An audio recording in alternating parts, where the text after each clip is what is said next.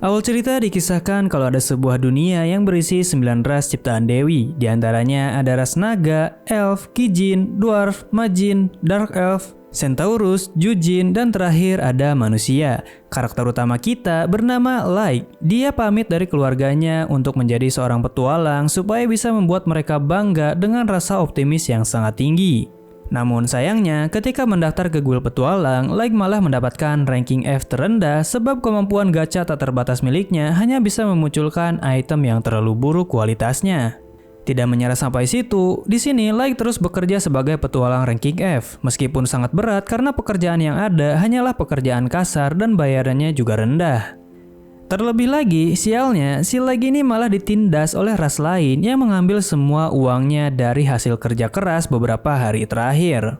Namun di saat itu, Light ditolong oleh seorang wanita cantik ras elf yang menawarkan bantuan bersama ras lainnya dari Persatuan 9 Ras Ciptaan Dewi untuk merekrut Light sebagai perwakilan dari umat manusia. Di mana misi mereka adalah untuk menghentikan tindakan diskriminasi terhadap sesama ras ciptaan Dewi yang mulia. Mendengar ucapan dan tindakan tulus itu, Light pun di sini terharu dan langsung menyetujui untuk ikut bersama mereka. Oke, sebelumnya halo guys, selamat datang kembali di channel ini. Gimana, kalian udah kangen admin belum nih? Maaf ya guys, sebelumnya admin lama uploadnya karena admin emang ada kesibukan baru di tahun 2026 ini yang mengharuskan admin untuk rehat sejenak dari YouTube. Tapi semoga kedepannya admin bisa terus upload untuk mengisi waktu luang kalian sambil nonton alur cerita di sini. Terima kasih buat kalian yang udah selalu setia dan nunggu terus admin upload. Semoga kalian tidak bosen dan terus support admin ya. Oke, kita lanjut aja langsung ke videonya. Akhirnya setelah itu mereka pergi berburu ke dalam dungeon bersama. Meski Light terlihat menjadi beban, tetapi dia ditolong oleh semua anggota party dengan sangat baik. Terutama Sasa yang selalu memperhatikan Light dengan perhatian hingga membuat semua orang menggoda mereka. Light pun di sini meminta maaf karena dia hanya menjadi beban saja. Tetapi Drago berkata kalau teh buatan Light sudah cukup enak, jadi dia berguna dalam party ini. Namun sayangnya, kesenangan itu tidak bertahan lama karena setelah memasuki dungeon yang cukup dalam, semua orang mulai menunjukkan wajah asli mereka, di mana mereka sangat jijik terhadap ras manusia seperti Light. Lalu alasan kenapa mereka merekrut Light di sini tidak lain tidak bukan karena mereka mendapatkan perintah dari atasan kalau Light berpotensi mempunyai bakat seperti Master. Tetapi mereka di sini yakin setelah selama ini mereka berburu bersama kalau Light hanyalah mempunyai bakat sampah. Jadi sang leader tim di sini Drago memutuskan untuk menghabisi Light karena ternyata Light bukanlah master yang mereka cari. Jadi sia-sia saja membawa Light yang lemah ke dalam party ini yang hanya akan menjadi beban.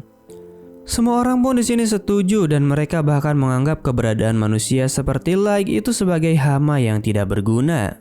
Sasa yang dari awal baik pun merasa jijik jika sampai dinikahkan dengan Light yang seandainya saja dia memang benar master.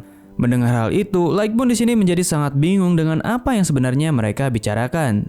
Light pun di sini melarikan diri, namun Garo kegirangan sambil berkata kalau dia tidak akan bisa kemana-mana. Dan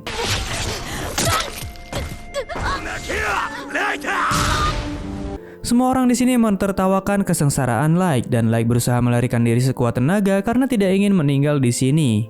Dan tidak disangka, keajaiban pun terjadi. Drago di sini menyuruh Garo untuk menghabisi Light, namun Light pun di sini secara kebetulan diteleport ke lantai yang paling dalam yang membuat Light kesal sebab dia tidak menyangka kalau semuanya hanya tipu daya yang telah diberikan oleh Sasa dan yang lainnya. Dia pun di sini merasa sangat rindu dengan keluarganya yang ada di desa. Light yang dihianati bertekad untuk tidak meninggal di sini dan akan membunuh mereka semua yang telah mengkhianatinya. Namun di saat itu muncul monster yang levelnya di atas 4000. Light pun di sini hanya bisa berharap terhadap bakatnya saja, yaitu gacha tak terbatas. Dan tidak disangka,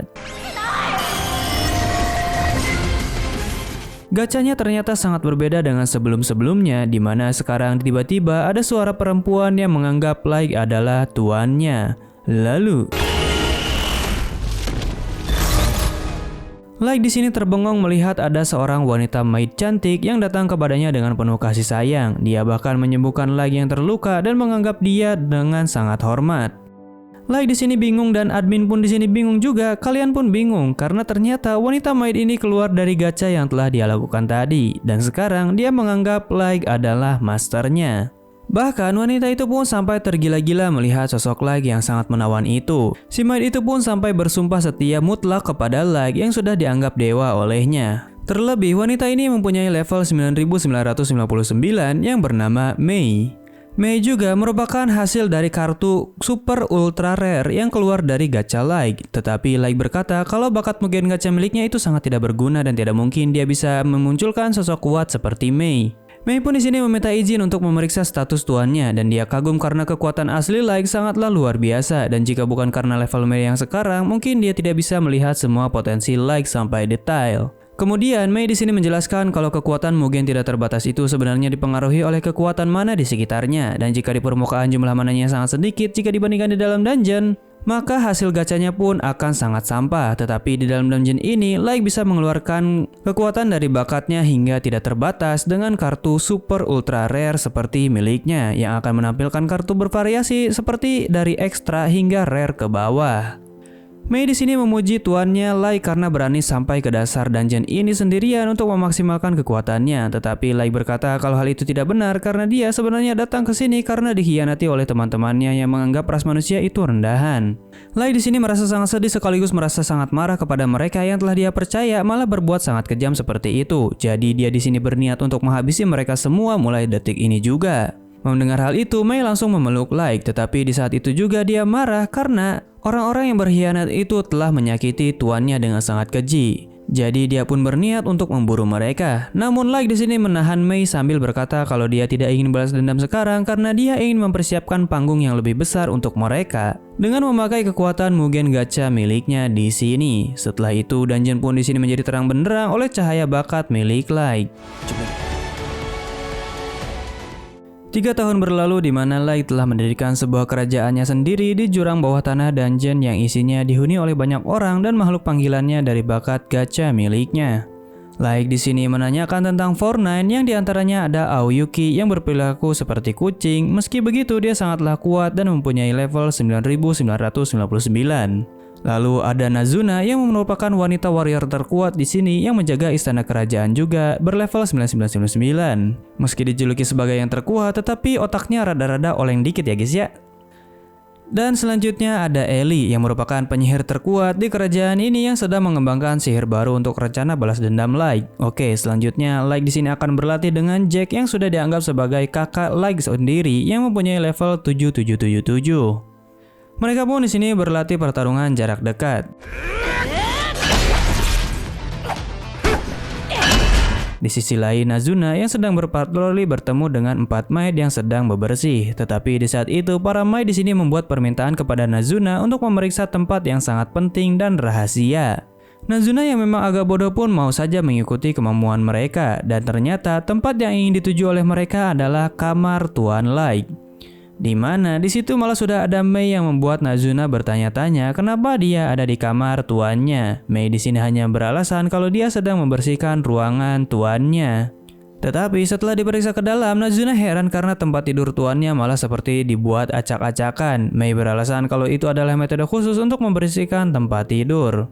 Nazuna yang agak bodoh pun di sini percaya saja dengan hal itu. Namun dia segera sadar kalau para Mei tadi menitipkan barang kepadanya untuk diberikan kepada Mei. Yang ternyata isinya adalah pertentangan tentang monopoli membersihkan kamar Tuan Light sendiri oleh Mei.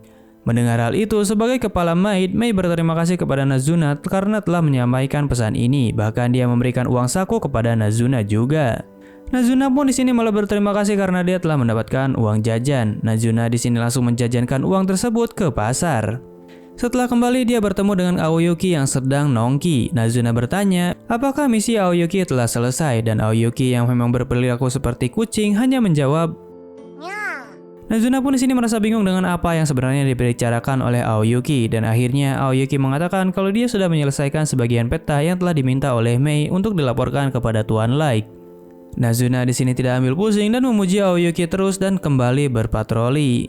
Di saat itu, dia malah mendatangi ruang tahta sambil berkata, Tidak lama dari itu, Nazuna menciumi kursi Light dengan penuh gairah, namun dia tidak sengaja mematahkan salah satu hiasan kursi dan langsung melarikan diri setelah membetulkannya. Di tempat lain, Light sedang mandi bersama Jack yang mengatakan kalau kekuatan Light sudah bisa dipastikan hampir tidak terkalahkan di atas sana. Tetapi Light di sini berkata kalau dia tidak akan lengah sedikit pun karena ingin memastikan misi balas dendamnya berjalan lancar jaya. Kemudian di ruangan Mei, dia sedang menginterogasi 4 maid yang memberikan pesan tentang monopoli pembersihan kamar Light sambil berkata kepada Mei, terkutuklah. Para maid pun di sini mengaku salah dan meminta maaf, tetapi Mei di sini tetap memberikan mereka hukuman untuk membersihkan koridor dengan cara manual tanpa menggunakan sihir. Mereka di sini kaget karena harus secara manual, tetapi perintah Mei sebagai kepala pelayan adalah mutlak. Jadi mereka hanya bisa menurut dan menyesal telah melibatkan Nazuna meski semua orang telah setuju. Setelah kembali ke kamar, para maid ini merasa tambah iri karena mereka malah semakin dihukum. Padahal mereka hanya ingin membersihkan kamar Light sambil menciumi tempat tidurnya, bahkan menjelati garpu bekas dia makan. Meskipun marah, tetapi para maid ini tidak bisa berbuat apa-apa karena perbedaan level mereka juga sangatlah jauh dengan kepala maid, Mei. Jadi mereka di sini hanya bisa berdoa supaya Mei musnah saja. Namun siapa sangka kalau di saat itu Mei malah mendengarkan pembicaraan mereka dari luar dan langsung melabrak mereka berempat lagi. Jadi hukuman mereka pun ditambah menjadi lebih banyak lagi dan mereka sangat ketakutan karena Mei sudah terlihat sangat marah. Pada akhirnya mereka semua pun di sini membersihkan setiap ruangan dan ketika di ruang tahta mereka sangat kelelahan. Sialnya hiasan yang Nazuna tadi patahkan malah dipatahkan lagi oleh mereka yang membuat mereka sangat panik. Di tempat lain, Nazuna di sini seperti menginginkan sebuah senjata yang sangat keren di toko senjata, namun uang jajan dia sangat kurang. Tidak lama dari itu, Ellie, salah satu Fortnite, datang menanyakan tentang apa yang sedang Nazuna lakukan di sini. Nazuna pun di sini berkata kalau dia ingin gauntlet itu. Tapi Nazuna bertanya juga kenapa Ellie ada di sini. Seharusnya dia sedang melaksanakan misi dari Tuan Light. Ellie pun di sini berkata kalau misinya telah berjalan lancar, makanya dia kembali ke sini untuk melaporkannya kepada Tuan Light sambil ngeteh. Nazuna pun di sini merasa iri kepada Ellie yang bisa ngeteh bersama tuannya. Ellie pun di sini memanas-manasin Nazuna sambil berkata kalau dia bisa saja nanti akan begadang semalaman dengan Tuan Light di kamar. Namun Nazuna yang memang bodoh tidak merasa hal itu adalah salah dan berkata kalau Ellie membutuhkan bantuan dia, maka dia boleh memanggilnya. Ellie pun di sini tidak paham lagi dengan kebodohan Nazuna, tetapi dia memang baik jadi Ellie pun mengiyakannya.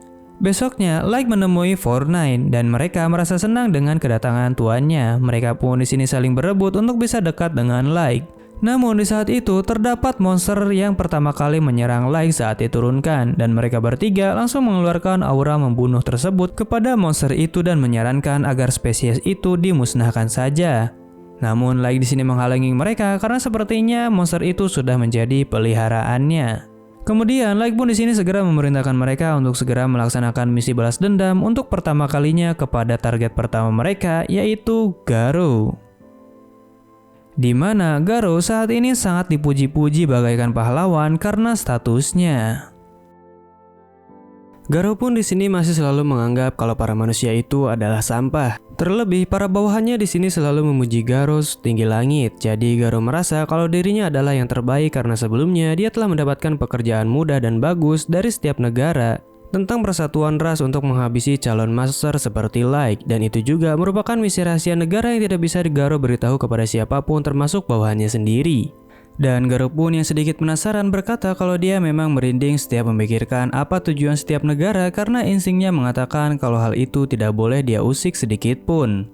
Dan di saat itu seorang wanita mendatangi mereka. Dia di sini mengaku sebagai maid dari Tuan Light yang menurutnya Light adalah seorang bangsawan tingkat tinggi. Awalnya si Garou ini tidak mempercayai hal itu karena sebelumnya para atasan telah memberitahu mereka kalau Light bukanlah seorang bangsawan. Tetapi dia juga penasaran karena Light memang tidak pernah memberitahu tentang asal-usulnya. Saat Garou mulai ragu, Mei di sini memberikan 3 keping emas besar dan meminta mereka untuk mengantarkannya kepada Light terakhir sebelum menghilang. Jumlah uang itu membuat semua orang di sini tertarik. Garou pun di sini akhirnya akan mengantarkan Mei ke dalam labirin terakhir di mana Light terakhir terlihat.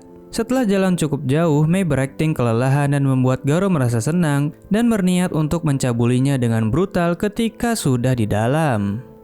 Dan saat sudah sampai, Mei di sini langsung berlutut untuk mendoakan Tuan Light yang bisa dikatakan kalau dia telah diteleport ke tempat terdalam di labirin. Setelah menutup jalur keluar, Garo melancarkan aksinya. Namun dia malah dibuat terkejut oleh Mei yang ternyata telah mengetahui segala kejadian yang dulu membuat Light menderita oleh persatuan ras di muka bumi ini. Bahkan saat ini Mei menunjukkan aura membunuhnya kepada semua orang sampai-sampai Garo gemetaran yang membuat dirinya juga heran kenapa bisa dia gemetar. Mei di sini secara terang-terangan berkata kalau dirinya akan membuat Garo menderita. Di sini insting Garo mengatakan kalau kekuatan wanita di depannya ini di luar Nurul meski hanya seorang manusia biasa. Tidak disangka Light saat itu muncul dan mulai meredam amarah Mei karena Garo adalah mangsa dia. Garo pun di sini awalnya kaget, namun dia malah meremehkan Light lagi karena dia tahu Light itu berlevel 1 yang sangat lemah menurutnya.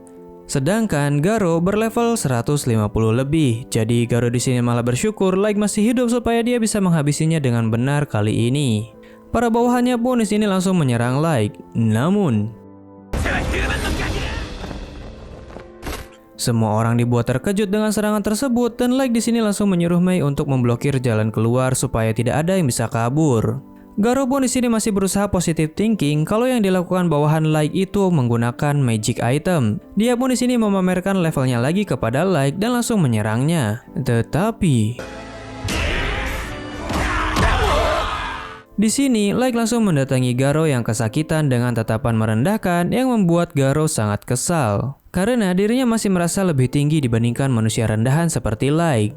Light pun di sini bertanya apakah hanya segitu kemampuannya, dan tidak lama dari itu Garo mengeluarkan sebuah kristal sihir yang bisa memanggil seekor Fenrir yang mempunyai level 500 lebih. Dengan magic item itu, Garo kembali menjadi sangat songong, namun Light mengatakan kalau monster itu hanya seperti peliharaan marmut untuknya. Bahkan Light pun di sini memberikan Garo kemudahan untuk bisa menyerang dia dengan kekuatan penuh dan Light tidak akan menghindar sedikit pun. Mendengar kata-kata itu, Garo marah dan langsung menyerang Light dengan sangat percaya diri. Lalu tidak disangka betapa terkejutnya semua orang setelah melihat Light tidak terluka sama sekali oleh serangan monster level 500. Untuk menambahkan keputusasaan si Garo, Light langsung mengeluarkan sosok Fenrir Purba yang memiliki level 9000 lebih karena dia adalah kartu ultra rare. Dan dengan sekali tiupan, semua orang di sini mulai ketakutan karena Light bisa memanggil sosok yang sangat kuat dengan sangat mudah. Tidak sampai situ, Light di sini langsung menunjukkan levelnya yang berjumlah 9999, yang membuat Garo merasa sangat ketakutan terhadap manusia yang seharusnya hanya bisa mempunyai level sampai 100 saja. Karena merasa tidak bisa menghindar lagi, Garo di sini rela mengorbankan rekan-rekannya sambil meminta ampun kepada Light dengan sangat gemetaran.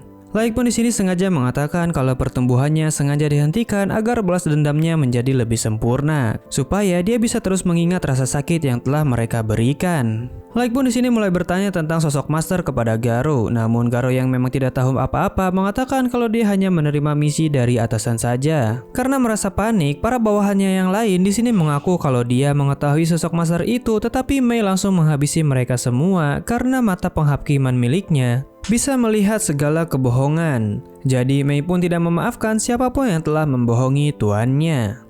Light di sini mulai bertanya kepada Garo apakah dengan levelnya yang saat ini 9999, Light bisa mengalahkan segala musuh yang ada di permukaan. Mendengar ambisi tersebut, Garo yang tidak bisa berbohong hanya mengatakan kalau hal itu akan sulit untuk dipastikan karena setiap negara juga mempunyai senjata dan item kuno yang sudah dikumpulkan selama ratusan tahun. Jadi kekuatan mereka juga bukan main-main. Light pun di sini tersenyum dan setuju dengan apa yang Garo katakan, tetapi dia ingin bertanya sekali lagi kepada Garo setelah mereka berteleportasi ke dalam markas labirin besar milik Light. Dan ketika sudah di sana, semua bawahan Light yang memiliki level bervariasi mulai membuat Garo semakin menganga ketakutan karena dia tidak menyangka kalau ada tempat seperti ini di dunia bawah tanah. Light pun di sini bertanya kembali apakah kekuatan setiap negara akan bisa menghadapi semua ini. Dan Garo di sini tidak bisa menjawab apapun sambil mengompol karena tidak percaya dengan semua omong kosong ini. Melihat hal itu, Light pun di sini sudah bisa mendapat jawaban dari ekspresi Garo kalau kekuatan mereka saat ini sudah lebih dari cukup. Dan Light di sini berkata kalau menjadi dewa mungkin akan menarik juga. Namun tergantung situasinya, dia bisa saja menjadi dewa jahat atau dewa baik tergantung kondisi di atas sana. Jadi untuk saat ini, Like menyatakan kalau dirinya akan mulai menginvasi dataran di atas saat ini juga. Selanjutnya kita diperlihatkan masa lalu Like sekitar 6 bulan lalu di mana dia dengan Four9 menuju ke desa tempat Like berasal. Tetapi setelah sampai sana, Like sangat terkejut karena desanya telah rata dengan tanah. Dia merasa sangat terpukul karena ada seseorang yang ingin menghilangkan segala jejak tentang Like termasuk keluarganya. Namun untungnya saat ini Like masih belum melihat mayat kakak dan adiknya yang menjadi satu-satunya harapan bagi dia untuk bisa menemukan mereka jika masih hidup. Dua orang yang menemani Like saat ini bernama Nemumu dan Gold. Mereka di sini akan berperan sebagai pengawal serta rekan petualang Like untuk mengumpulkan informasi di dunia luar ini. Dia bahkan mengeluarkan aura membunuh untuk mencari tahu tentang keberadaan Master yang bisa membuatnya menderita. Jadi Like pun di sini segera memakai topeng untuk menyembunyikan identitas aslinya. Rencana Like kali ini adalah untuk menaikkan ranknya menjadi lebih tinggi lagi agar bisa mendapatkan segala macam informasi dengan mudah. Like di sini menyuruh para bawahannya juga untuk memanggil dia Dark sebagai nama penyamarannya. Namun setelah hampir sampai di kota Dagas, mereka malah melihat ada manusia yang ingin dirampok oleh ras dwarf. Melihat hal itu, Like pun di sini segera meminta Gold dan Nemumu untuk membereskan masalah tersebut. Tidak butuh waktu lama, mereka bisa menyelesaikan misi ini dengan mudah. Dua orang yang diselamatkannya merasa sangat terkagum dengan kekuatan mereka sambil berterima kasih. Karena arah tujuan mereka sama yaitu kota Dagas, jadi mereka memberikan tumpangan gratis kepada Like di keretanya. Pria tersebut menjelaskan kalau Dagas adalah kota dungeon yang ada di perbatasan 3 negara yaitu manusia, elf, dan dwarf. Meski sering terjadi konflik, namun karena adanya dungeon, kota ini menjadi cukup makmur. Dia juga mendirikan penginapan untuk para ras manusia di sana. Setelah sampai di kota, Like pamitan dengan pria tersebut yang bernama Karnel karena dia ingin berkeliling dulu di kota Dagas ini. Awalnya, Karnel dan anaknya mengira kalau party Like adalah party terkenal, tetapi kalau mereka bertiga belum terdaftar sebagai petualang resmi. Setelah sampai di guild petualang, Nemumu merasa tidak terima dengan rank yang diberikan kepada tuannya Like sebagai petualang ranking F. Padahal menurutnya, Dark bisa menerima rank lebih tinggi secara langsung, tetapi si resepsionis di sini menolak karena prosedurnya sudah seperti itu.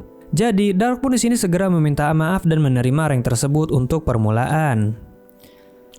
Nemumu di sini meminta maaf kepada Like karena telah membuat dirinya meminta maaf kepada seseorang juga. Tetapi Like tidak mempermasalahkan hal itu. Lalu setelah itu mereka pergi ke penginapan Karnel sesuai dengan janji dan menginap di sana. Dan Like di sini meminta satu hal kepada Karnel untuk tidak membiarkan siapapun masuk ke lantai 2 termasuk pegawai staf di sini karena Like akan menyewa lantai atas dengan cukup lama dan tidak ingin diganggu oleh siapapun. Karnel pun di sini awalnya tidak ingin menerima uang yang sangat banyak ini kepada penyelamatnya, tetapi Dark memberikan uang tersebut sebagai kompensasi atas permintaan egoisnya. Setelah sampai di lantai atas, Like di sini akhirnya bisa bersantai setelah mengecek secara keseluruhan kalau tempat ini sudah aman. Nemumu di sini mengatakan kalau tuan Like memang kuat, namun dia tetap khawatir jika terjadi sesuatu yang tidak terduga. Jadi dia menyarankan kalau tuan Like bisa menyerahkan masalah tentang orang-orang barbar yang menyerang tuan Like kepada mereka.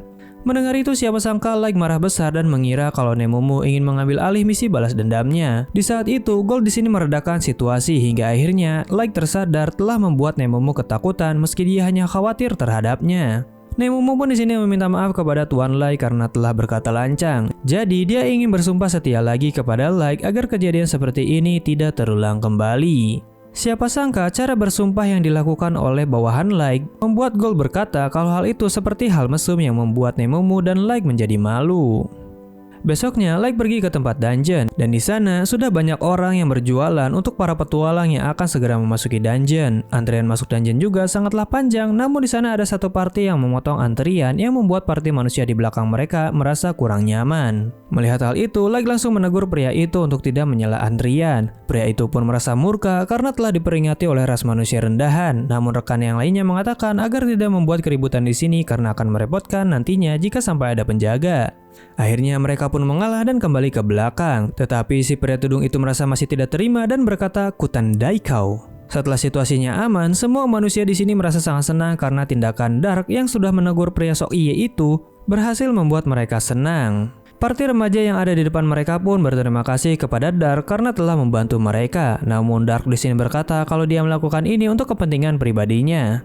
Mereka pun akhirnya di sini berkenalan satu sama lain. Ketua di sini adalah Elio dan ada Gimra, Mia, dan Wurdi. Setelah berkenalan, Elio mengira kalau Dark adalah petualang pemula karena tidak membawa barang bawaan yang banyak seperti kebanyakan orang, karena biasanya yang memasuki dungeon akan selalu membawa persediaan bekal untuk beberapa hari ke depan karena dungeon ini sangat luas.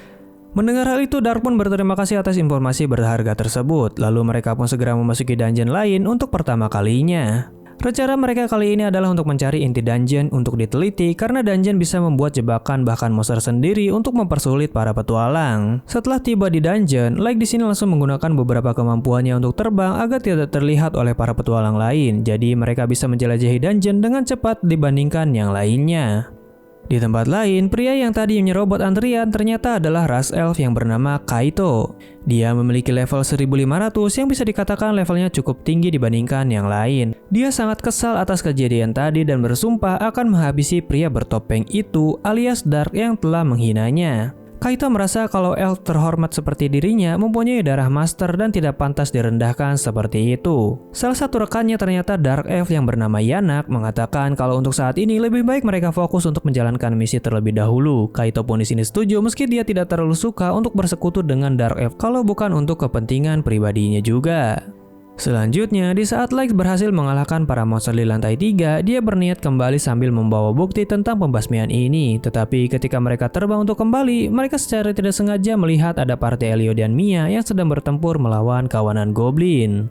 Meski kerjasama mereka sangat bagus, tetapi Dark langsung menghampiri mereka dari belakang sambil berkata kalau mereka tidak boleh fokus terhadap serangan dari depan saja, karena di belakang mereka ada ular berbisa yang sedang mengincar Mia.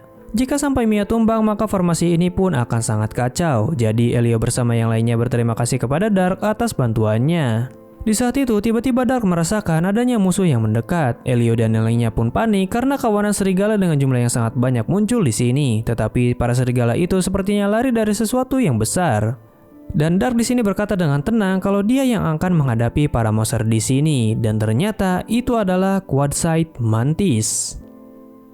Hal itu membuat Elio dan yang lain heran karena monster itu seharusnya sudah dimusnahkan 10 tahun lalu. Jadi dia pun meminta agar mereka semua kabur dan melaporkan hal ini kepada pihak guild petualang. Tetapi hal itu ditolak oleh Dark karena mereka akan menghabisinya di sini. Awalnya mereka semua tidak mempercayai kata-kata Dark, tetapi setelah Gold maju dan Dark pun menyerang.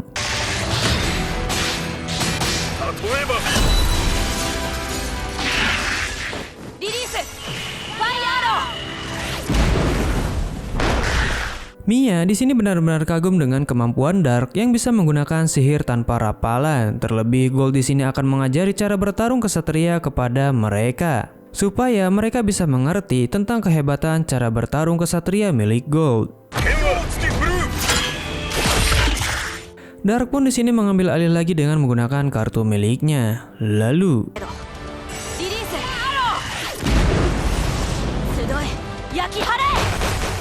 hal itu membuat si monster kabur karena merasa tidak bisa menang melawan mereka. Tetapi lagi-lagi Dark di sini menghalangi jalan keluar monster itu. Dan meskipun monster itu bisa terbang, tetapi Dark meminta Nemumu untuk menghabisinya.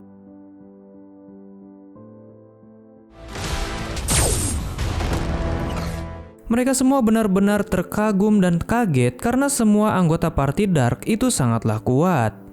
Tetapi Gold di sini merasa kecewa juga kepada Nemumu yang malah menghancurkan bahan dari monster ini untuk dijadikan sebagai barang bukti kepada pihak guild.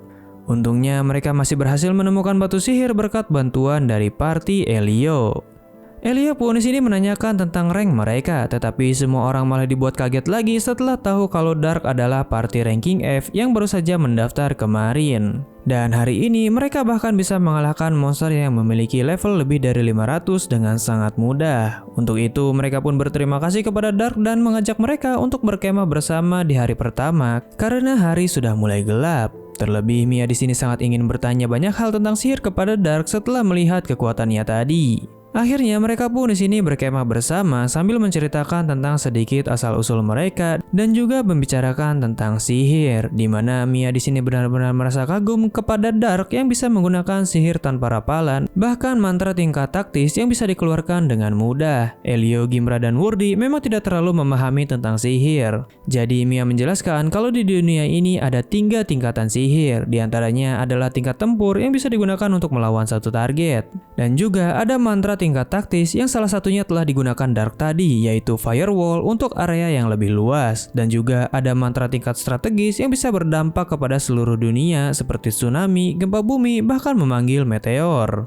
Hal itu biasanya membutuhkan daya sihir yang sangat banyak, tetapi hari ini Dark bisa menunjukkan semua itu dengan mudah. Dan memang ras lain selain manusia bisa menggunakan mantra tingkat tinggi dengan mudah juga, tetapi dengan keberadaan Dark saat ini bisa jadi pertanda kalau dia adalah orang terpilih yang akan menjadi legendaris di pihak umat manusia. Elio sebagai kakak Mia pun mengagumi hal itu, namun dia juga merasa bangga kepada adiknya karena dia bahkan telah menerima undangan dari Akademi Sihir Kerajaan yang dibentuk oleh semua ras. Dark pun di sini bertanya lebih lanjut tentang hal itu dan Elio menjawab kalau itu benar, tetapi mimpi itu harus tertunda karena masalah biaya setelah orang tua mereka telah meninggal. Jadi saat ini mereka menjadi petualang untuk mendapatkan uang agar Mia bisa berangkat ke Akademi Sihir itu. Mia pun di sini merasa tersipu malu dengan dukungan kakak dan teman masa kecilnya, tetapi dia menyarankan agar tidak berbuat hal gegabah untuknya. Mendengar cerita itu, Dark di sini pun menceritakan tentang alasan kenapa mereka menjadi petualang meski sedikit dipalsukan, di mana mereka sedang mencari obat untuk Dark yang terkena luka bakar di wajahnya setelah orang tuanya tewas juga saat kebakaran di rumah. Nemumu dan Gold di sini menemani Dark karena mereka mempunyai hutang budi kepada orang tuanya. Pada akhirnya mereka bercerita sampai larut malam. Sedangkan di sisi lain, si Elf Kaito dan Yanak telah berhasil mengumpulkan bahan yang diinginkan. Sisanya mereka di sini berniat untuk mengumpulkan bahan manusia untuk eksperimen Yanak. Dan hanya dalam beberapa hari saja, party dari Dark sudah menunjukkan hasil memuaskan yang membuat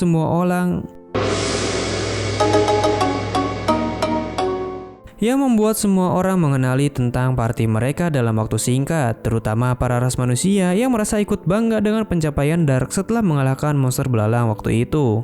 Mereka pun di sini mendukung Dark dengan sepenuh hati agar ras manusia bisa naik tingkat dan tidak direndahkan lagi oleh ras lainnya.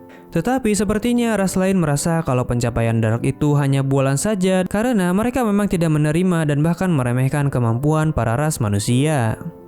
Untuk itu, Dark di sini berencana untuk menunjukkan hasil yang lebih jelas lagi supaya apa yang mereka capai bisa diterima oleh semua kalangan. Setelah memasuki dungeon, mereka di sini bertemu dengan party Mia lagi setelah sekian lama. Di sana, Elio mengatakan kalau Mia ingin memberi sesuatu kepada Dark, yaitu salep untuk luka bakar dari kampung halamannya. Dia di sini ingin berterima kasih kepada mereka dengan benar setelah kejadian waktu itu. Melihat ketulusan hati Mia, Dark pun di sini memberikan hadiah juga berupa gelang yang sepertinya disukai oleh Mia. Bahkan Mia pun di sini berkata kalau dia akan menjaga pemberian dari Dark untuk selamanya. Setelah itu Nemumu bertanya apakah tidak apa-apa untuk memberikan sebuah gelang harapan tingkat SSR kepada Mia. Dark di sini mengatakan kalau itu tidak masalah karena dia hanya menganggap gelang itu cocok untuk Mia ketika dipakai. Gold dan Nemumu hanya bisa mengerti kalau kebaikan hati dari Dark memang sangatlah luar biasa. Setelah sampai lantai 5, Dark di sini menyerahkan semuanya kepada Gold dan Nemumu, sementara dia akan kembali ke dalam markas Naraku di Abyss. Di sana dia langsung disambut oleh Fortnite. Lalu Light di sini bertanya tentang misi balas dendam selanjutnya kepada Ellie yang sepertinya hal itu tidak akan lama lagi akan segera dimulai.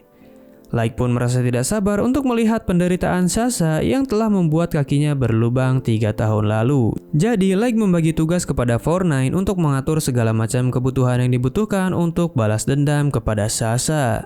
Kecuali Nazuna yang hanya diberikan tugas ringan untuk melindungi semua orang di sini agar tidak terluka karena memang IQ dia di bawah rata-rata meskipun dia sangat kuat dibandingkan dengan Fortnite lainnya. Di tempat lain, pria yang bernama Sullivan dan Gilbert yang sedang beristirahat kembali membicarakan party Dark yang berhasil mengalahkan Quadside Mantis. Meskipun mereka belum percaya sepenuhnya terhadap cerita itu, tetapi mereka tetap berharap kepada party Dark agar mereka bisa menjadi harapan umat manusia yang selalu ditindas oleh ras lainnya. Dan ketika Sullivan pergi kencing, betapa terkejutnya dia ketika kembali kalau rekan-rekannya telah meninggal oleh Kaito yang tanpa segan memprovokasi Sullivan sendiri sambil menginjak kepala rekannya. Melihat semua itu, Sullivan merasa kalau dirinya tidak akan menang. Meski berat hati, dia pun segera melarikan diri untuk melaporkan kejadian ini kepada guild petualang. Namun sayangnya,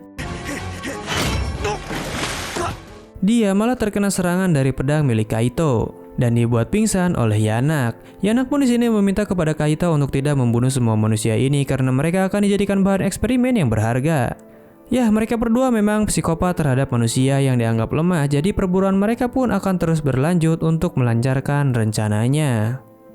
Selanjutnya, Nemomo kembali lagi mengeluh karena setelah banyak menghasilkan pencapaian, rang dari Tuan Dark tidak naik secara drastis. Si resepsionis di sini mengatakan kalau aturan di dalam guild ini memang seperti itu. Terlebih, party mereka tidak lama mendaftar sebagai petualang yang baru, jadi mereka minimal harus mendapatkan pencapaian besar satu kali lagi untuk naik peringkat. Setelah sampai di penginapan, Light di sini mendapatkan misi untuk menyelidiki pemburu manusia baru-baru ini yang meresahkan. Hal ini memang bisa menjadi pencapaian besar dan bisa menaikkan rank mereka. Namun di saat itu, Dark merasakan ada yang datang.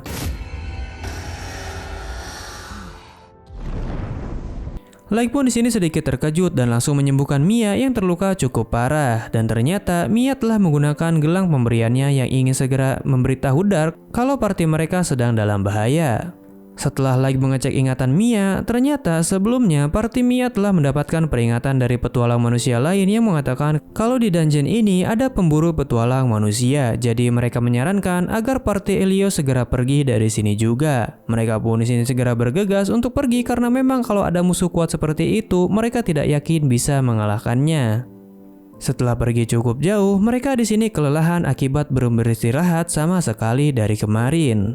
Jadi Elio memutuskan untuk beristirahat sejenak. Tidak lama dari itu, mereka sialnya malah bertemu dengan rombongan Kaito yang memakai tudung. Mereka yang tidak tahu kalau dalang dari pemburuan manusia adalah Kaito dan Yanak, malah memberitahu kepada Kaito dan Yanak kalau di dungeon ini telah terjadi anomali yang sedang terjadi, di mana para petualang manusia telah diburu oleh sesuatu yang tidak dikenal. Jadi mereka pun menyuruh party itu untuk segera melarikan diri juga. Mendengar hal itu, Kaito dan Yanak akhirnya mengerti kenapa akhir-akhir ini para manusia tidak datang lagi ke area dalam di labirin ini. Jadi mereka pun di sini berniat untuk menjadikan party Elio sebagai perburuan terakhir mereka di dungeon ini.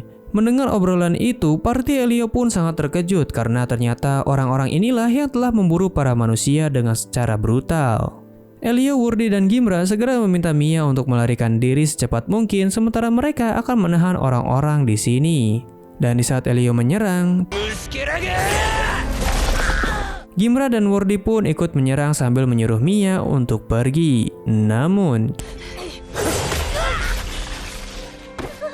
hal itu membuat Mia sangat syok dan selalu memikirkan kalau dia harus segera pergi ke tempat Dark untuk meminta bantuan. Setelah semuanya ditumbangkan, hanya tersisa Mia seorang. Yanak berkata kalau Kaito tidak boleh sampai membunuh wanita itu karena dia akan jadi bahan eksperimen yang berharga. Kaito pun di sini mengiyakan, tetapi sebelum itu dia ingin memakainya terlebih dahulu untuk meredakan nafsu bejatnya. Mia yang mendengar itu merasa sangat ketakutan karena hal mengerikan bisa saja terjadi kepadanya saat ini. Tetapi di saat itu, Elio ternyata masih hidup dengan sangat susah payah. Dia pun ingin agar Mia segera melarikan diri sekali lagi. Meskipun berat hati, tetapi Mia di sini mengerti tentang keinginan kakaknya untuk membiarkan dia bertahan hidup. Jadi Mia pun segera pergi menjauh secepat mungkin. Yanak yang melihat itu pun merasa sangat kegirangan dan berkata kepada Kaito kalau dia tidak boleh menghabisi anak laki-laki itu karena daya hidupnya cukup kuat. Elio pun di sini menghadang Kaito untuk membiarkan Mia kabur. Dia pun di sini teringat akan kata-kata Gold yang mengajarkan tentang cara bertarung baru-baru ini. Elio pun di sini langsung melancarkan serangan terbaiknya.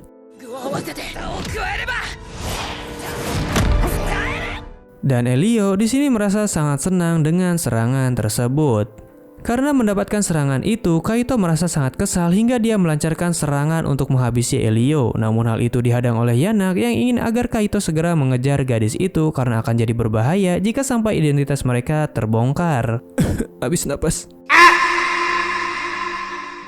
Jadi mau tidak mau dia pun segera mengejar Mia yang saat ini sedang berharap bisa sampai di tempat Dark untuk meminta bantuan dengan cepat. Tetapi Kaito yang memegang senjata pusaka dari kerajaan elf yaitu Grandius bisa menyusulnya dengan mudah. Mia pun di sini tidak ingin menyerah begitu saja dan langsung melancarkan serangan sihir. Namun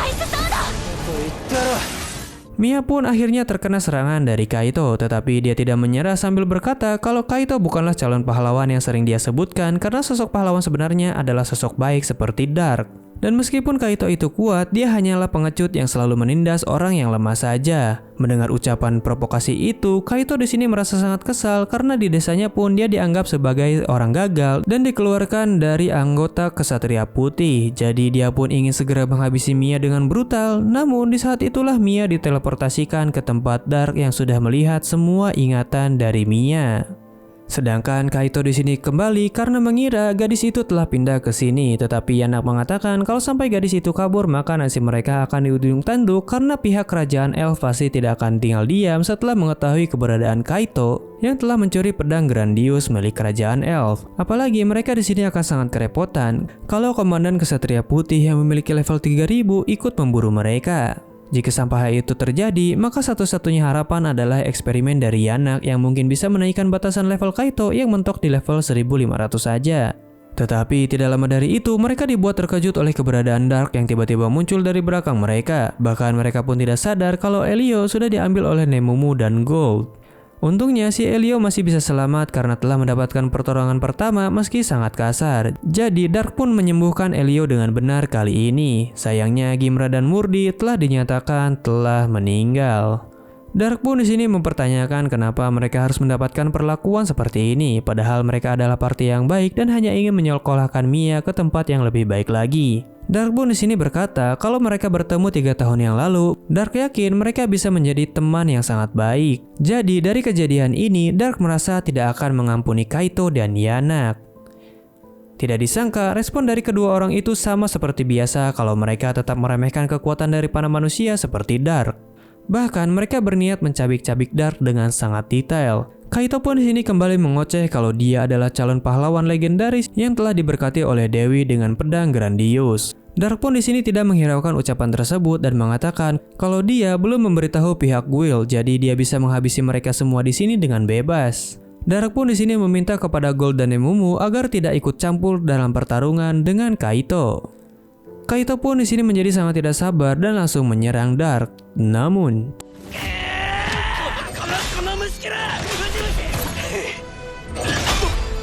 semua serangan dari Kaito berhasil ditangkis oleh Dark dengan sangat mudah. Yanak pun di sini tidak percaya ada manusia yang bisa melakukan hal itu. Lalu Kaito merasa tidak terima dengan perbedaan kekuatan ini dan mulai menyerang dengan kekuatan pedang Grandius yang merupakan klan Phantasma atau legendaris dari kerajaan elf. Meski Dark cukup terkejut, tetapi dia masih santai menghadapi segala serangan dari Kaito.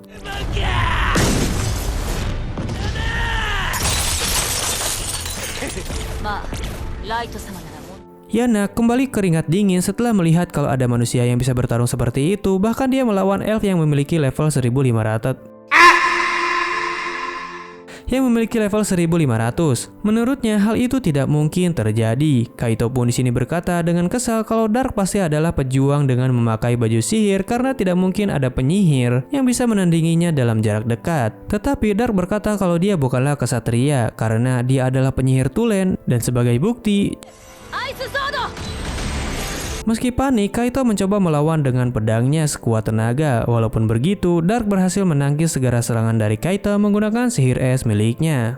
Mereka berdua pun terkejut lagi karena kekuatan dari manusia ini mampu melampaui semua ekspektasi milik mereka. Di saat itu, Kaito malah mengoceh lagi kalau dia adalah keturunan master yang akan menjadi pahlawan di masa depan. Mendengar ucapan master seperti itu, Dark dan partinya pun terkejut. Dark di sini bertanya apakah dia tahu tentang master kepada Kaito. Kaito yang memang masih meremehkan Dark mengatakan kalau dia memang mengetahuinya sebab dia sendiri adalah keturunan dari master, dengan kata lain dia adalah submaster. Mendengar itu semua, Light meminta agar Nemumu dan Gold untuk membawa mereka berdua ke Abyssal untuk diinterogasi. Light akan berhadapan dengan Kaito sedangkan mereka berdua akan menghadapi Yanak. Yanak di sini berkata kalau dia adalah peneliti, jadi dia akan menyerahkan pertarungan ini kepada 2 eksperimennya, yang mana eksperimennya adalah Chimera yang menggabungkan antara monster dan manusia. Light dan yang lainnya pun di sini mengetahui manusia yang mereka jadikan percobaan karena sebelumnya dia pernah bertemu.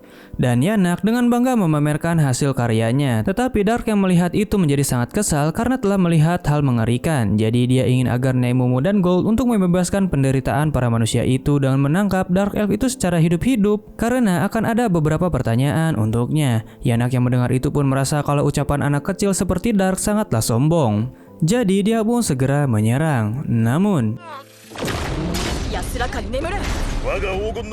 Chimera itu pun bisa bangkit lagi dan Yanak menjadi sangat membanggakan makhluk ciptaannya lagi karena mereka bisa terus bangkit meski telah diserang berkali-kali. Nemumu dan Gold pun di sini mengerti tentang kekuatan makhluk itu, jadi mereka akan memberikan serangan yang serius untuk membiarkan para manusia itu meninggal dengan cara yang tenang. Mendengar itu, Yanak mengatakan kalau mereka tidak akan mungkin bisa mengalahkan makhluk ciptaannya, tetapi siapa sangka mereka bisa menghabisi makhluk itu dengan sangat mudah dan Yanak menjadi tidak percaya dengan apa yang baru saja terlihat. Lalu di sisi lain, Dark di sini bertarung dengan santai menghadapi Kaito. Namun Kaito menjadi sangat emosional karena serangannya tidak berhasil sama sekali. Ya iyalah bro, lawan lu level 99999. Mending jadi badut aja deh. Karena merasa diremehkan, Kaito pun di sini mengeluarkan seluruh kemampuan dan teknik pedangnya. Tetapi sayangnya, Dark di sini bisa dengan mudah menghindari segala serangannya.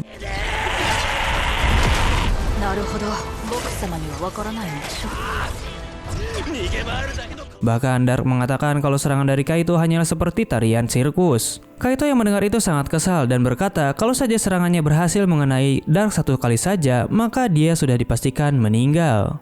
Tetapi bukannya panik, Dark malah secara sukarela menerima serangan yang diyakini oleh Kaito tersebut bisa menghabisinya. Tetapi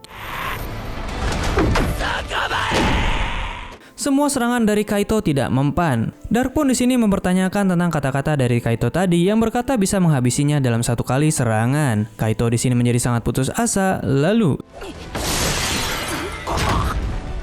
Dan akhirnya si Kaito pun di sini menyadari tempatnya setelah dikalahkan oleh Dark. Terlebih Dark di sini tidak akan membuat dia mati dengan mudah karena dia akan diinterogasi terlebih dahulu.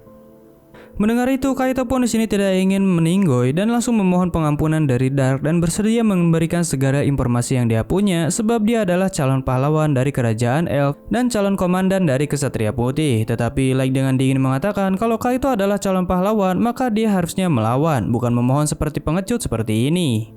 Jika dibandingkan dengan Elio, Wurdi, dan Gimra, mereka bahkan terus melawan sampai akhir untuk melindungi temannya. Tidak seperti Kaito yang malah kabur seperti pengecut meskipun Dark memberikan kesempatan agar dia bisa menyerang lagi, dan hal tersebut sudah mengonfirmasi kata-kata Elio sebelumnya di mana Kaito tidak lebih tidak bukan hanya seorang pengecut ulung. Setelah semua itu, Light di sini menyuruh Nemumu dan Gold untuk memakamkan Wurdi dan Gimla dengan layak di Abyssal. Dan untuk Elio, dia akan dibawa ke penginapan bersama Mia untuk dirawat lebih lanjut. Light pun di sini sedikit menyesali karena waktu itu tidak memberikan pelajaran kepada dua orang sampah ini. Karena jika sampai dia membereskannya waktu itu, partai Elio bisa saja masih selamat sampai saat ini. Setelah diteleportasi, Kaito dan Yanak sangat terkejut setelah tahu dipindahkan ke dalam Abyssal terdalam di Abyss. Kemudian, Light pun disambut oleh Four-Nine yang langsung mengeluarkan aura intimidasi hebat setelah tahu kalau dua orang cecunguk ini mengetahui tentang sosok master yang membuat tuan mereka menderita. Jadi, mereka pun berniat untuk mengorek setiap informasi dengan rasa sakit yang mungkin akan membuat mereka menyesal telah dilahirkan. Kaito dan Yanak yang sudah ketakutan memohon ampun dan saling menyalahkan satu sama lain, tetapi Light malah bertanya balik kalau sampai mereka bertemu dengan orang lemah seperti mereka dan meminta tolong seperti yang mereka lakukan saat ini, apakah mereka akan melepaskannya? Dan jawabannya tentu saja tidak. Pada akhirnya, Kaito dan Yanak pun akan menghadapi mimpi buruk yang sangat kejam dan tidak akan meninggoy dengan mudah. Malamnya, Light menemui Mia yang sudah sadar sambil menceritakan apa yang telah terjadi kalau regu mereka berhasil menemukan Mia dan Elio yang masih selamat meski luka Elio cukup parah. Tetapi sayangnya mereka tidak bisa menyelamatkan Wurdi dan Gimra karena sudah terlambat, jadi dia hanya bisa membawa sebagian rambut mereka saja. Mendengar berita tersebut, Mia langsung syok dan menangis terseduh-seduh sambil berterima kasih kepada Dark karena telah membantu mereka dengan tulus untuk bisa lolos dari situasi berbahaya itu. Dark pun di sini langsung pergi karena tidak ingin melihat kesedihan Mia tentang Wurdi dan Gimra. Besoknya, Dark langsung mendapatkan promosi petualang ranking C setelah berhasil menyelamatkan 2 petualang dari pemburu manusia di dungeon kemarin. Meski Dark di sini tidak ingin memberitahu informasi kalau dia telah berhasil menangkap pemburu manusia itu, tetapi dengan informasi tersebut, pihak Bill bisa langsung mencari kedua elf itu yang menjadi dalang dari pemburuan manusia. Dan saat kembali, Dark mendapatkan kabar kalau Elio dan Mia akan pensiun sebagai petualang. Dan mereka akan kembali ke kampung halaman karena mereka tidak ingin pergi lagi ke dungeon akibat rasa trauma dan rasa sakit yang tidak bisa mereka terima setelah kehilangan Wurdi dan Gimra. Jadi mereka akan memakamkan Wurdi dan Gimra di kampung halamannya. Untuk Mia juga, dia akan belajar sihir mandiri di rumah tanpa harus ke akademi karena hal itu mungkin bisa membuatnya lebih tenang juga. Sebelum itu, Mia di sini berkata kalau suatu saat dia ingin bertemu lagi dengan Dark dan tentu saja Dark akan menerima kedatangan mereka kapanpun mereka mau. Mia pun di sini menjadi sangat senang setelah mendengar jawaban Dark, dan Dark pun di sini berniat suatu saat nanti dia bisa menceritakan apa yang sebenarnya terjadi dan membawa mereka ke makam Gimra dan Wurdi di Abyssal. Selanjutnya, setelah kembali ke Abyssal Naraku, Light mendapatkan setiap detail informasi dari Kaito dan Yanak, dari Ellie dan Mei yang sudah menginterogasi bahkan melihat setiap detail kecil di otak mereka menggunakan sihir. Ternyata gelar master itu bukan hanya diketahui oleh Satora saja, namun semua petinggi di negara dunia ini mengetahui tentang keberadaan master, di mana keturunan master itu sendiri yaitu submaster bisa naik level dengan sangat cepat seperti contohnya kesatria putih dari kerajaan elf yang semuanya adalah submaster, terutama ketuanya yang memiliki level 3000-an. Kebetulan target mereka selanjutnya adalah Sasa yang telah bertunangan juga dengan wakil komandan Kesatria Putih. Jadi Light pun ingin segera memasuki tahap balas dendam kepada Sasa, sedangkan Kaito dan Yanak yang sudah tidak berguna lagi langsung dihabisi dengan brutal oleh Light.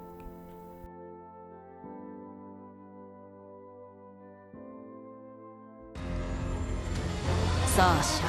Selanjutnya, Sasa yang sedang dalam perjalanan menjadi tidak sabar untuk segera menikah dengan wakil kapten Kesatria Putih yaitu Mikael. Semua pencapaian ini dia dapatkan hanya dengan menghabisi calon master seperti Light yang tidak berguna waktu itu. Namun di saat itu kereta mereka malah berhenti akibat ada budak manusia yang kelelahan membawa barang. Seperti biasa, mereka menganggap manusia itu makhluk lemah dan jijik, tetapi di saat itu Sasa secara tidak sengaja melihat sosok yang mirip dengan Light dan dia pun segera mengejar sosok tersebut. Setelah ditelusuri, awalnya Sasa merasa senang karena tidak mungkin Light ada di sini. Tetapi setelah berbalik, dia melihat sebuah pesan dari Light yang menunggunya di menara raksasa. Dia pun di sini sangat terkejut karena Light ternyata masih hidup dan dia juga bingung di mana tempat menara raksasa itu berada. Di tempat lain di mana para kesatria putih kumpul, beberapa di antara mereka sedang bermain-main untuk menargetkan manusia menjadi sasaran. Dan satunya lagi sedang menjadikan manusia sebagai pemuas nafsu dirinya. Ada juga anggota kesatria putri yang lainnya yang tidak suka dengan cara mereka mempermainkan manusia. Karena menurutnya para manusia itu seharusnya langsung dihabisi saja karena menjijikan. Namun karena terlalu berisik, si kapten berkata, "Damare." Hal itu membuat semua orang terkejut karena aura intimidasinya sangatlah kuat. Bahkan burung-burung di sekitar pun sampai kehilangan nyawanya. Si ketua yang bernama Hardy ini menegaskan kepada setiap anggota tentang kekurangan masing-masing. Dan dia ingin segera menyelesaikan keributan kecil ini sesegera mungkin. Sarphat yang mendapatkan perintah pun segera membunuh manusia yang dijadikan mainan oleh Kia dan Nia. Meskipun begitu, dia juga ditegur oleh Hardy untuk tidak terlalu dekat dengan manusia yang bisa merusak keturunan para ras elf. Terlebih semua orang yang ada di sini adalah submaster secara langsung. Jadi dia pun tidak boleh mencoreng garis suci dari keturunan kerajaan elf. Sarphat pun di sini mengerti dan dia hanya ingin bersenang-senang saja dengan para wanita manusia sebelum dia menghabisi mereka semua. Karena dia sangat menikmati ketika para manusia itu berharap tidak dihabisi, tetapi Sarphat akan menghabisi mereka dan melihat wajah putus asanya. Hardy di sini berkata kalau misi mereka kali ini adalah untuk membereskan masalah tentang Kaito yang telah mencoreng nama baik Kesatria Putih. Jadi mereka di sini akan segera menyelesaikan masalah ini dengan cara mereka sendiri dan tidak boleh sampai mencoreng nama sang ratu lebih jauh lagi. Malamnya, Ellie langsung menggunakan sihir untuk membuat menara besar sesuai keinginan Light supaya bisa balas dendam. Di tempat lain, Sasha yang melihat menara putih itu akhirnya mengerti tentang pesan Light yang berkata kalau dia akan ada di menara besar. Besoknya, ketika pedagang budak manusia menuju ke kerajaan elf, dia malah bertemu dengan sosok monster mengerikan yang ada di Abyssal.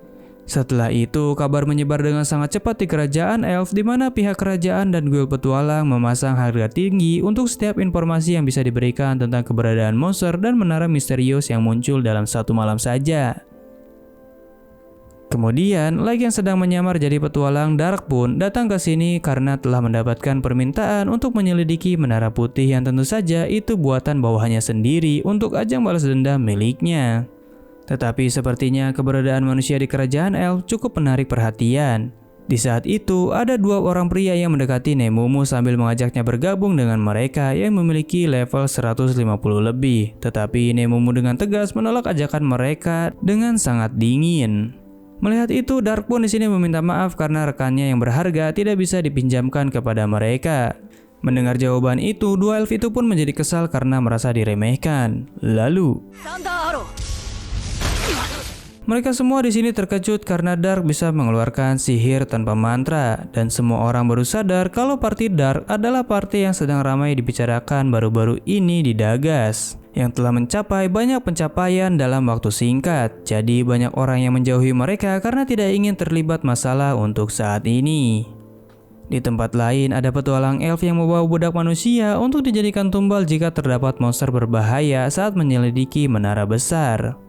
Tetapi siapa sangka kalau monster yang mereka maksud ada di belakang mereka. Lalu, anak manusia itu menjadi gemetar karena mungkin inilah akhir dari hidupnya. Namun siapa sangka monster itu malah pergi tanpa sebab dan membiarkan dia hidup. Tidak lama dari itu, terdapat gerombolan preman Mohawk yang ingin membawa anak tersebut yang mengira dia sudah bebas tetapi ternyata malah akan diculik lagi. Siapa sangka para pria Mohawk itu malah menyembuhkan luka si anak itu dan mengabari kepada Ellie dan Aoyuki kalau misi penyelamatan mereka telah berhasil. Ellie pun di sini bertanya kepada Aoyuki apakah misi dia aman sejauh ini. Dan seperti biasa, Aoyuki hanya berkata, yang membuat Ellie menjadi bingung apakah semuanya benar-benar dilakukan dengan baik atau tidak, karena dia tidak ingin sampai rencana tuannya gagal. Tetapi di saat Ellie berpikir seperti itu, Aoyuki memperingatkan kalau Ellie terlalu banyak berpikir. Menurutnya, mereka hanya harus mengerjakan apa yang tuannya inginkan saja, tidak boleh mencoba memahami lebih dalam lagi apa yang diinginkan tuannya karena itu tidak sopan. Aoyuki pun di sini berkata kalau dia ingin menghabisi Ellie jika sampai dia bertindak seperti ingin melebihi kekuatan tuannya. Mendengar ucapan itu, Ellie menolak karena dia tidak memiliki niat seperti itu dan dia juga kesal karena Aoyuki tidak mengerti tentang pikirannya. Karena dia hanya ingin berbuat terbaik untuk tuannya. Mereka pun di sini saling mengeluarkan aura membunuh yang mengerikan, namun semua itu dihentikan oleh kumpulan pria Mohawk yang mengatakan kalau para manusia sudah pergi ke tempat yang aman. Mendengar hal itu, pertikaian antara Ellie dan Aoyuki pun berhenti sebab misi mereka telah berhasil. Dan malamnya, Sasha di sini menjadi sangat panik karena jika sampai para kesatria putih mengetahui kalau si Light masih hidup, kemungkinan semua pencapaian Sasha akan runtuh juga. Jadi dia pun berniat untuk mencapai ke menara itu untuk menghabisi Light meskipun dia harus menyewa petualang tingkat tinggi karena di sana terdapat monster yang berlevel 1000 lebih. Besoknya, kerajaan elf mengadakan rapat tentang menara raksasa yang bisa saja mengancam kesejahteraan masyarakat elf karena para monster berlevel tinggi menghadang segala pasokan yang akan dikirimkan ke kerajaan elf. Jadi, kanselir dari kerajaan elf menyarankan untuk komandan kesatria putih Hardy untuk menyelidiki tempat itu karena hal ini sudah menyangkut keselamatan banyak nyawa. Namun Hardy di sini menolak usulan tersebut dengan santai karena menurutnya dia harus mendapatkan informasi terlebih dahulu karena akan menjadi berbahaya jika tempat itu masih menyimpan kekuatan yang lebih mengerikan. Sang ratu pun di sini setuju dengan usulan Hardy dan memerintahkan para bawahannya untuk menaikkan hadiah kepada para petualang biasa supaya mereka bisa mencari segala informasi tentang Menara Putih itu. Dan jika mereka sudah mendapatkan informasi yang cukup, Hardy pun tidak akan ragu untuk maju ke medan tempur. Kanselir yang mendengar itu merasa kesal karena Hardy selalu dimanjakan oleh ibunya sendiri, Arias, Ratu Elf. Setelah rapat panjang, Hardy menemui Ratu Elf atau ibunya untuk membahas masalah tadi karena si kanselir ingin memperkuat sisi politiknya saja. Jadi si kanselir ingin segera mengirimnya ke medan tempur sesegera mungkin, tetapi untungnya dia mempunyai kekuatan besar yang ada di sisinya, yaitu ibunya sendiri. Ratu Elf di sini mengatakan kalau kemunculan Raja Kegelapan mungkin bisa mengguncang kerajaan ini, tetapi dengan bantuan dari negara-negara lain, mereka pasti bisa mengatasinya entah bagaimana.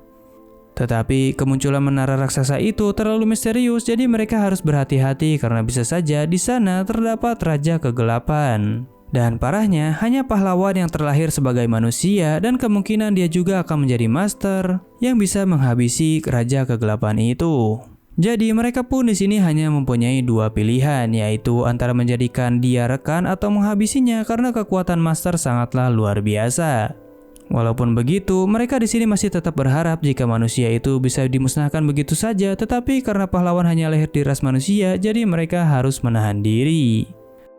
Besoknya, quest darurat pun muncul untuk mencari segala informasi tentang menara raksasa misterius itu. Dark pun di sini berniat untuk mencari informasi tentang yang ada di sini. Namun di saat itu, Sasha yang sedang kebetulan ada di sana menyadari kalau suara Dark dan Light itu sama, jadi dia pun mendatangi Dark. Nemumu dan Gold sempat akan menyerang, tetapi Light mengatakan kalau dia akan mengatasi hal ini. Sasha pun di sini yakin kalau orang di depannya ini adalah Light yang memakai topeng, tetapi setelah dia buka, ternyata wajah Dark ditutupi oleh sihir yang menunjukkan bekas luka bakar yang membuat Sasha ngeri-ngeri sedap setelah melihat hal itu. Jadi dia pun di sini segera ingin menjauh dari Dark karena sudah memastikan kalau dia bukanlah Light yang dia cari. Jadi dia pun segera pergi karena merasa jijik dengan wajah Dark yang memakai ilusi. Dark pun di sini sadar kalau ini bukan saatnya balas dendam karena ada panggung yang lebih baik di depan sana. Untuk saat ini mereka akan melanjutkan rencana awal, namun setelah memasuki hutan, terdapat dua elf yang sebelumnya dipermalukan berniat untuk balas dendam mengikutinya. Dark pun di sini menyadari keberadaan mereka dan dia segera mempercepat lajurnya. Setelah menunggu cukup lama, akhirnya dua elf itu bisa menyusul meski sangat kelelahan. Tetapi seperti biasa, mereka malah sok kuat dengan mengatakan kalau mereka akan membalas perbuatan Dark sebelumnya.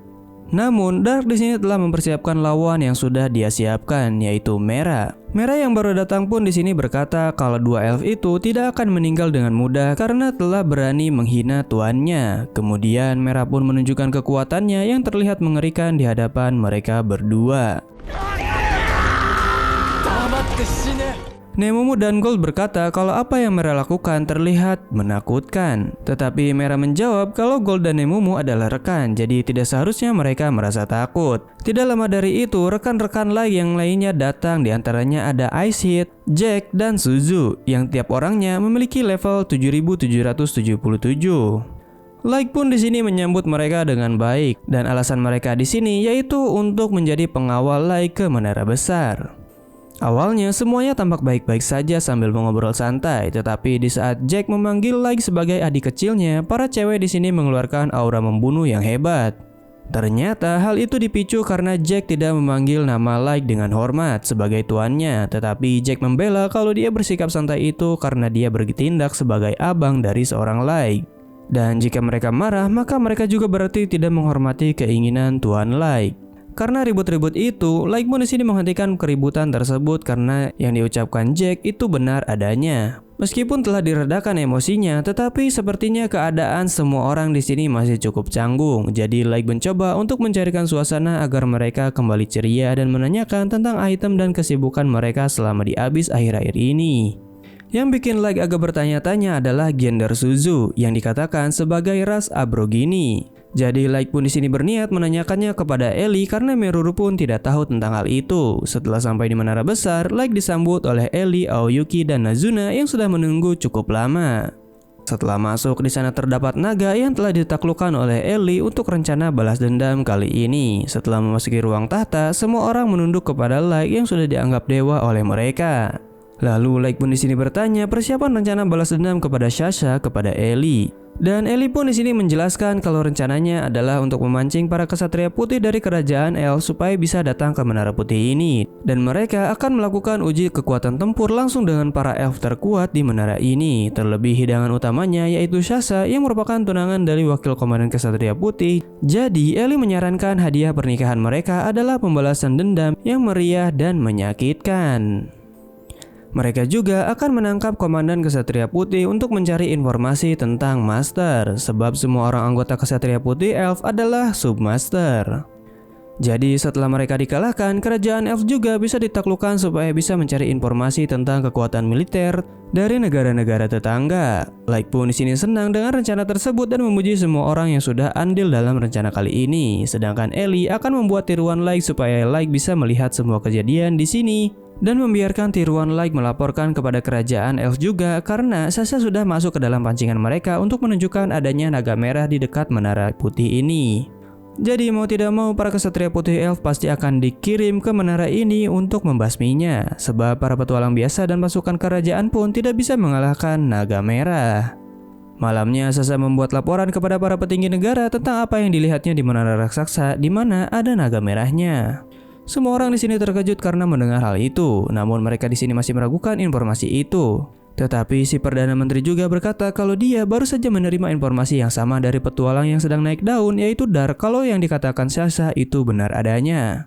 Dan si Perdana Menteri menegaskan kalau kejadian kali ini memang harus diselesaikan oleh kesatria putih yang dibawa Komando Hardy, anak dari Ratu Elf. Karena keadaan ini sudah mengancam keamanan nasional. Hardy yang mendengar itu pun tidak bisa mengelak dan berkata dengan percaya diri kalau dia akan pergi demi kemakmuran ras Elf. Setelah rapat selesai, Sasha pun bertemu dengan Perdana Menteri supaya dia bisa diikutsertakan dalam misi kali ini. Karena dalam hati Sasha, jika dia bisa bertemu dengan Light dengan bantuan para kesatria putih, dia bisa menghabisinya di sana. Perdana Menteri pun sebenarnya tidak mempermasalahkan hal itu, tetapi dia memiliki syarat di mana Sasha harus meminjam harta pusaka milik ayahnya agar tidak menjadi beban para kesatria putih Elf akibat perbedaan level yang cukup jauh. Dan Sasha pun di sini menyanggupinya tanpa ragu.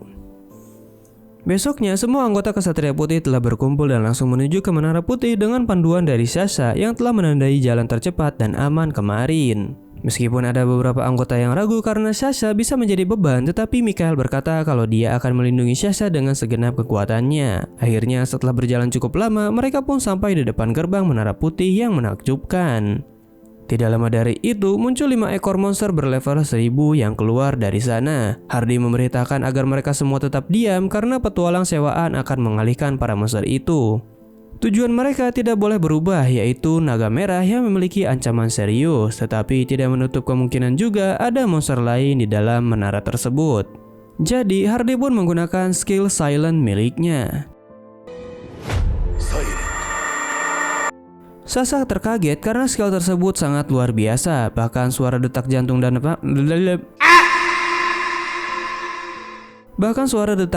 napas pun tidak terdengar. Setelah itu mereka bersiap memasuki Menara Putih, dan sedangkan di sisi lain, Light bersama yang lainnya melihat semua gerakan Sasha dengan kesatria putih dengan sangat jelas. Setelah mereka memasuki Menara Putih, Ellie pun langsung mengaktifkan jebakan teleportasi untuk memisahkan semua kesatria putih.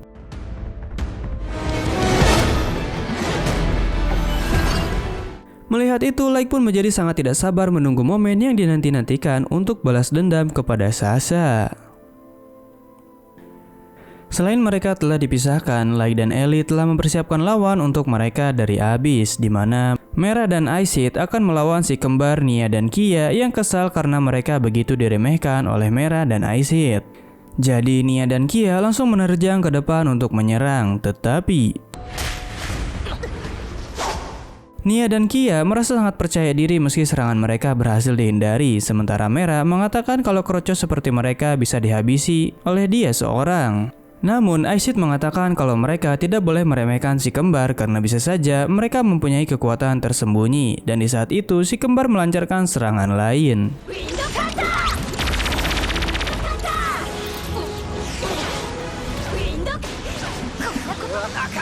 Nia dan Kia merasa sangat senang setelah berhasil memotong lengan Mera. Tetapi Mera malah bersikap santai sambil mengeluh bersama Icehead kalau ternyata si kembar ini lebih lemah dari dugaan mereka.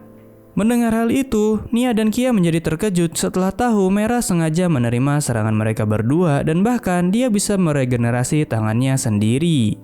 Untuk menambah keputusasaan, Mera dan Icehead berkata kalau mereka dari tadi hanya mengamati saja karena mustahil bagi si kembar ini menang melawan mereka yang mempunyai level 7777. Mendengar hal itu, Nia dan Kia tidak percaya dengan ucapan mereka berdua begitu saja, tetapi serangan mereka tidak mempan lagi kepada Mera dan Icehead yang sebelumnya menghindar karena sengaja. Hal itu membuat keduanya menjadi putus asa dan langsung melarikan diri. Karena hal itu, Icehead sudah tidak bisa menahan diri lagi dan Mera pun langsung membuat perisai sehingga Icehead langsung mengeluarkan skillnya. Dari kejauhan, Nia dan Kia terhenti akibat jalan buntu di depan mereka, tetapi mereka merasa kalau udara di sekitarnya menjadi terlalu panas. Agar mereka tidak terbakar, mereka pun merapal sihir dinding es, tetapi sayangnya es itu langsung meleleh akibat udara panas yang dihasilkan oleh Icehead. Dan lama-kelamaan mereka pun tidak kuat dan langsung terpanggang hidup-hidup dengan menyakitkan.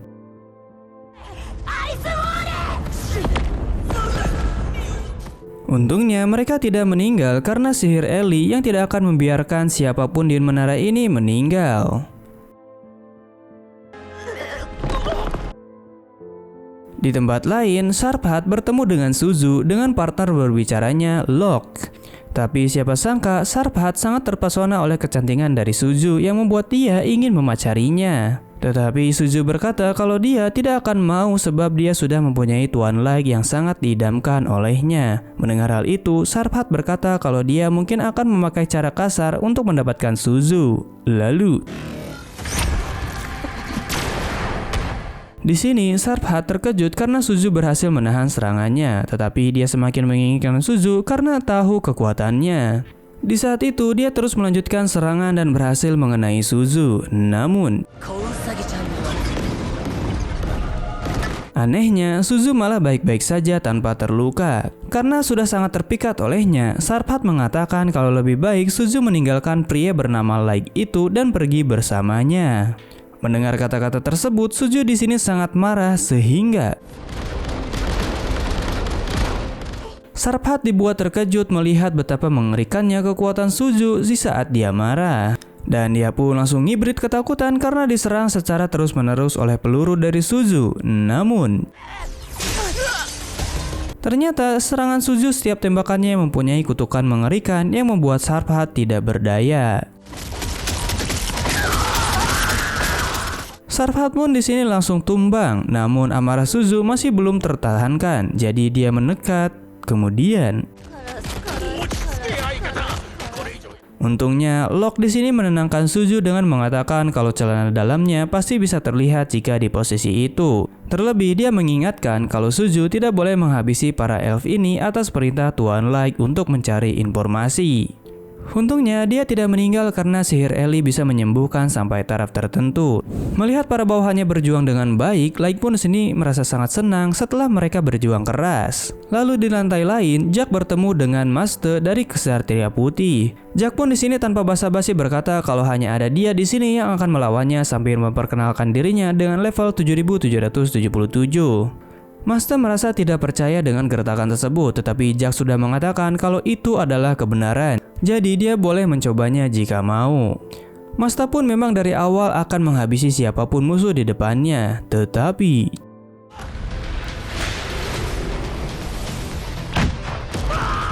semua serangannya berhasil ditangkis dengan mudah oleh Jack, dan Master pun mulai bertanya-tanya apakah levelnya Jack ini benar 7777.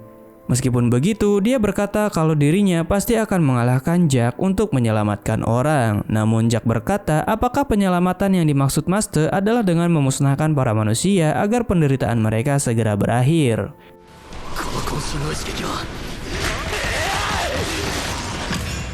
Master pun dengan penuh keyakinan mengatakan kalau hal tersebut memang betul karena dari awal dia sudah merasa tidak nyaman bisa menghirup udara yang sama dengan para manusia yang dianggap tidak berguna. Setelah itu, Master pun segera serius dan menggunakan senjata pusakanya yang bisa membuatnya lebih kuat secara instan namun dengan bayaran umurnya sendiri. Dia pun membayar dengan umur yang sangat banyak hingga mencapai batasannya. Jack yang melihat itu pun mengakui kalau tekad Master itu cukup hebat, jadi dia akan menghadapinya dengan serius juga sebagai sesama pria. Lalu Jack pun di sini menggunakan skill tubuh besi seutuhnya sehingga semua serangan dari Master tidak memberikan damage sekalipun meskipun dia sudah habis-habisan. Akhirnya Jack berhasil mengalahkan Master dengan mudah, sedangkan si Kapten Hardy malah bertemu dengan Nazuna yang dikatakan sebagai penjaga terkuat di Abyss. Namun Hardy di sini tidak percaya begitu saja sambil mengamati situasi. Dia yakin kalau tuan dari gadis muda ini pasti lebih kuat, tetapi dia yakin juga siapapun lawannya mustahil bagi dia untuk kalah. So dia akan segera serius untuk melawan Nazuna. Melihat hal itu, Nazuna pun di sini merasa bersemangat untuk melawan elf terkuat di sini. Hardy masih bersikap hati-hati, tetapi Nazuna yang sudah tidak sabar akan menyerang duluan. Lalu dia tidak menyangka kalau si Hardy akan tumbang dengan serangan begitu saja. Bahkan Ellie memarahi Nazuna karena sudah menjebolkan tembok raksasa ini yang terhubung dengan energi sihirnya. Sehingga dia kehabisan banyak sihir untuk memperbaiki tembok itu akibat ulah Nazuna.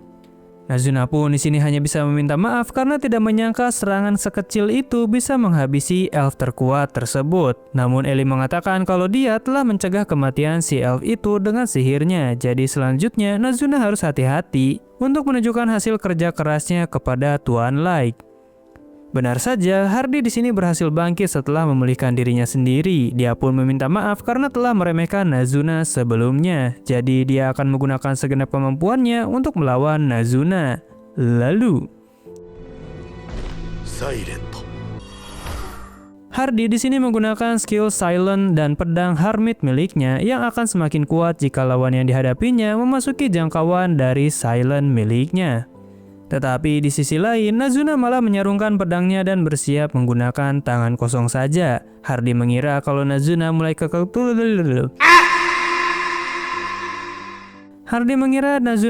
ketakutan. Namun tidak disangka dengan serangan itu saja Hardy langsung tumbang lagi. Padahal dia mempunyai level 3000 yang seharusnya dipandang sebagai salah satu ras terkuat di muka bumi ini. Nazuna pun di sini senang karena kali ini dia tidak menghancurkan tembok. Namun lagi-lagi Ellie marah karena Nazuna tetap membuat tembok itu rusak yang membuat energi sihirnya terus berkurang. Nazuna pun di sini meledek Ellie karena terlalu cerewet, tetapi pertikaian itu dihentikan oleh Light karena Nazuna sudah bekerja keras. Setelah itu selesai, Aoyuki memberitahu kalau target utama mereka yaitu Sasha telah tiba. Light pun di sini langsung bersiap untuk menyambut dia memakai topeng. Sasha dan Mikael pun langsung memasuki pintu yang sudah dibuka. Di sana mereka melihat ada 3 orang yang kemungkinan salah satunya adalah penguasa di sini. Light pun di sini menyapa Sasha yang terkejut juga karena dia pernah bertemu dengan sosok Dark sebelumnya yang mirip dengan Light. Namun Light mengatakan kalau saat itu dia sedang menyamar, apalagi dia menghentikan pertumbuhan dirinya hanya untuk mengingat rasa sakit setelah dikhianati oleh Sasha dan teman-temannya.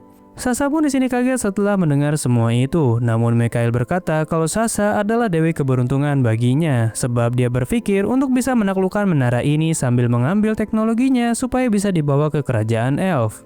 Bahkan dia menyepelekan Light yang dulu dikhianati oleh Sasha karena dianggap sebagai kandidat master.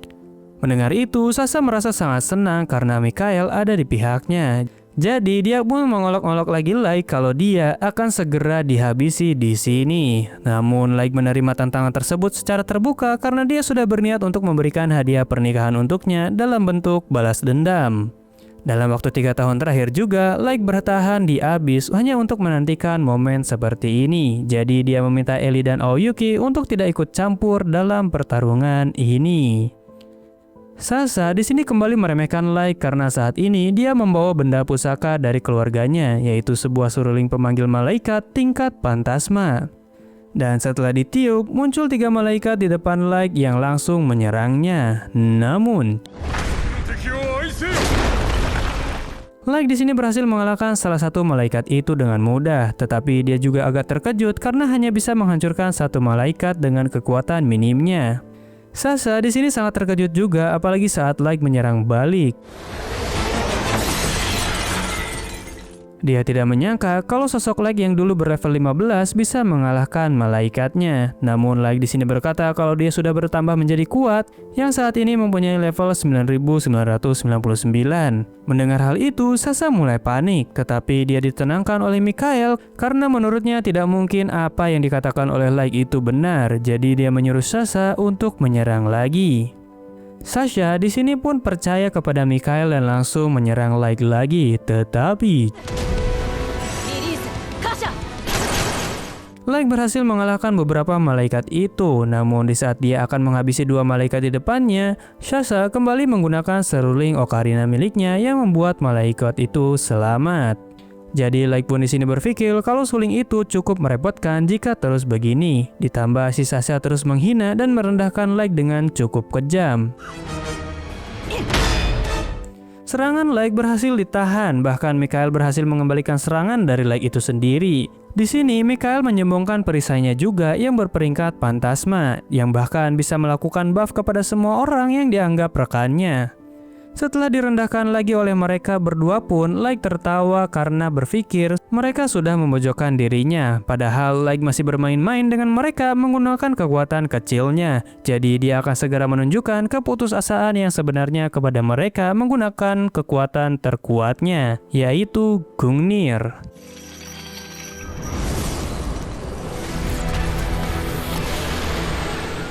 Mereka pun di sini sangat terkejut saat melihat kekuatan yang dikeluarkan oleh Like. Bahkan bagi Ellie dan Oyuki pun mereka khawatir karena kekuatan Gungnir sulit dikendalikan bahkan oleh Like itu sendiri. Setelah itu, Like pun di sini maju dengan santai tanpa beban dan menuju Sasha. Di saat diserang pun, dia dapat melenyapkan malaikat itu sekejap mata. Mikhail pun menyuruh Sasha untuk memanggil malaikat lagi karena mereka harus menyelesaikan ini secepat mungkin. Meskipun begitu, Like masih mendominasi, tetapi dia juga merasa kesakitan sebab skill pertahanannya tertembus akibat menggunakan senjata kelas dewa Gungnir. Tetapi Like tetap tidak peduli dan akan tetap balas dendam kepada Sasha menggunakan kekuatan ini. Di saat itu, Sasha memanggil malaikat agung tingkat tinggi yang kuat. Dia dengan percaya diri merendahkan Like kalau kali ini dia sudah pasti tidak akan selamat. Lalu dia pun menggunakan serangan terkuat Holy Zeppelin kepada Like. Mereka berdua terkejut sambil panik karena serangan itu bahkan tidak mempan sama sekali kepada Like. Meskipun begitu, Sasha terus mencoba menyerang Like dengan segala cara menggunakan kekuatan malaikatnya. Namun hal itu sia-sia. Sasha menjadi sangat panik ketika Like terus mendekat. Mikhail pun sama paniknya dengan Sasha setelah mengetahui kekuatan Like luar biasa. Like di sini berkata kalau Sasha dan Mikhail harus berusaha lebih keras karena kalau tidak dia akan segera menghabisinya di sini. Mereka di sini pun sangat terkejut melihat kekuatan Like yang luar biasa, bahkan dia bisa menghabisi malaikat tingkat tinggi dengan sekali serang. Mikhail di sini mengatakan kepada Sasha untuk memanggil malaikat lagi, tetapi setelah dicoba semuanya percuma saja karena suling ocarina milik Sasha malah hancur akibat serangan dari Like yang menggunakan tombak kelas Genesis yang bahkan bisa melenyapkan dewa. Mereka di sini tidak percaya dengan apa yang Like ucapkan tentang senjata kelas Genesis, karena menurut mereka hal itu hanya mitos di dunia ini. Mikhail pun di sini masih merasa yakin dengan perisai miliknya yang bisa menahan segala serangan apapun yang diberikan oleh musuh. Namun siapa sangka Like malah menantang dan langsung menyerang mereka berdua.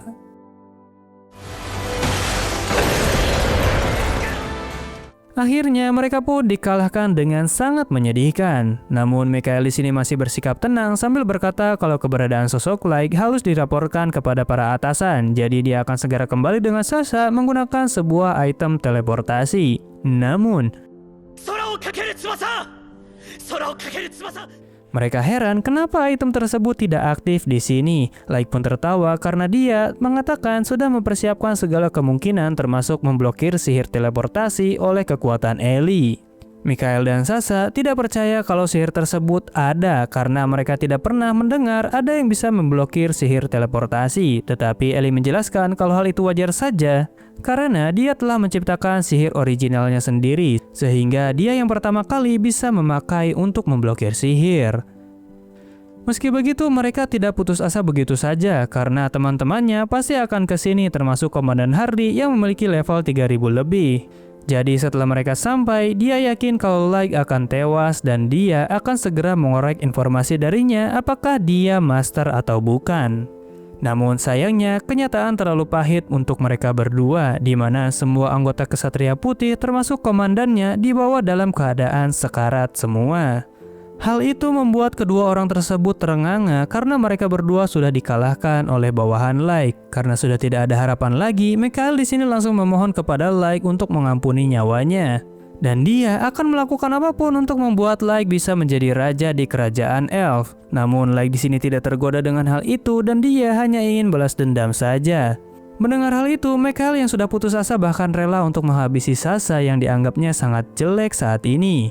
Dia mengatakan hanya akan menikahinya karena ingin mendapatkan kekuatan dari suling Ocarina saja. Meskipun begitu, keinginan Light tidak tergoyahkan karena dia tetap bisa mendapatkan semuanya meski Mikael sudah dikalahkan sekalipun. Mendengar hal itu, Sasha menjadi sangat syok ketika Mikael berkata seperti itu. Dan Light langsung meminta Ellie untuk mengorek informasi dari mereka berdua tentang Master dan semuanya. Ellie yang menerima perintah tersebut pun menjadi sangat tidak sabar untuk menyiksa mereka dalam keabadian. Melihat itu semua, Mikael yang sudah tidak mempunyai ruang negosiasi, dia pun mencoba untuk pergi. Namun, Mikael di sini terkekang oleh sihir dari Ellie dan dia pun tidak bisa melarikan diri dari sihir tersebut. Karena untuk yang berlevel 9999 saja akan kesulitan untuk lolos dari sihir itu. Ellie di sini mulai mengorek informasi dari Mikael menggunakan sihir dengan cara yang menyakitkan. Dan selanjutnya ada lagi Relan Sasha. Ketika Sasha melihat semua orang terkuat di Elf sudah dikalahkan, Sasha pun di sini sudah tidak mempunyai harapan lagi. Dia pun segera mengingatkan Light kalau dulu dia sempat baik kepadanya dan Light pun pernah suka kepadanya juga dulu. Dan Sasha di sini menawarkan kalau dia bisa memberikan segalanya buat Light, bahkan tubuhnya sekalipun. Mendengar hal itu, Light tidak tergoda sama sekali karena dia masih mengingat penderitaan saat dikhianati olehnya 3 tahun lalu dengan wajah yang sangat kegirangan. Dan setelah mendengar hal itu, Aoyuki di sini menjadi sangat marah karena Sasha tidak mengakui dosanya dan malah menawarkan tubuhnya yang tidak berguna itu. Light pun di sini menghentikan aura membunuh Aoyuki karena dia akan memberikan penderitaan yang sangat menyakitkan tanpa harus membunuh Sasha dengan mudah. Jadi dia akan menemani Garo di dalam penjara kegelapan di Abyss. Tetapi sebelum itu, Light mengembalikan panah yang Sasha tembakan waktu itu dan Mera akan membawa Sasha ke dalam Abyss.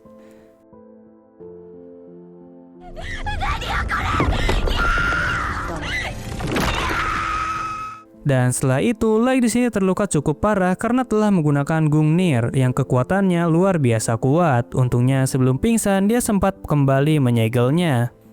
Beberapa hari kemudian, semua orang di sini khawatir kepada tuannya Light karena dia masih belum sadar juga.